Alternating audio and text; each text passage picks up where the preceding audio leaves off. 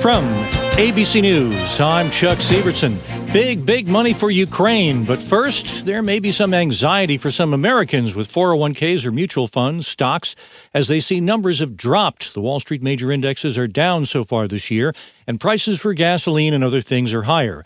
But ABC's Sherry Preston has the reason why many economists are not worried. The Fed is planning to raise interest rates throughout the year, which means, says Investopedia editor-in-chief Caleb Silver, credit card loans become more expensive, car loans become more expensive, mortgages become a little bit more expensive. So you'll see a cool down there, and that'll bleed through the rest of the economy. But as long as consumers keep spending and businesses keep expanding, the economy should be in relatively good shape. 2022 off to a rocky start on Wall Street, but Silver says we're still down only about 6 or 7% from the all-time S&P 500 high. Talking about money, look what the European Union says it has raised to help Ukraine. Whoa.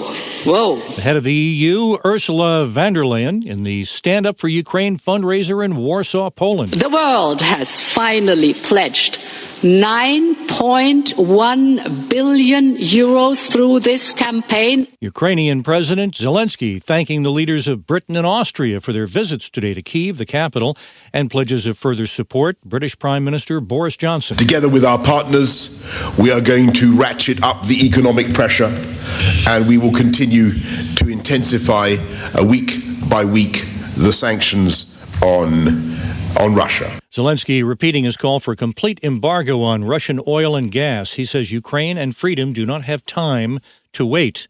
Police say a 26-year-old woman has been charged with murder in Texas after causing the death of an individual by self-induced abortion. It's unclear whether Lizelle Herrera is accused of having an abortion or helping someone else get an abortion. You're listening to ABC News. Pittsburgh Steelers quarterback Dwayne Haskins died after he was struck by a dump truck. Florida Highway Patrol says Haskins was walking on I-595 in South Florida, attempting to cross the westbound lanes, but say they don't know why he was on the highway. Their investigation continues. Haskins was in Florida training with other players. Heavy lifting, ABC's Lama Hassan. China's largest city of Shanghai will soon be lifting its lockdown in communities where there are no positive cases within 14 days and after another round of COVID-19 testing. For the first time since the pandemic began, Saudi Arabia says it will allow 1 million pilgrims to perform the Hajj, but they have to be under the age of 65 and they must be vaccinated. Gun battle, ABC's Dave Packer. The Israeli Defense Forces today raided Jenin, the hometown of a Palestinian who carried out a deadly shooting in Tel Aviv, sparking a gun battle in the occupied West Bank that left at least one Palestinian militant dead, according to Israeli and Palestinian accounts. Research shows that in California, women make 88 cents for every dollar a man makes, with the tech sector in the top 10.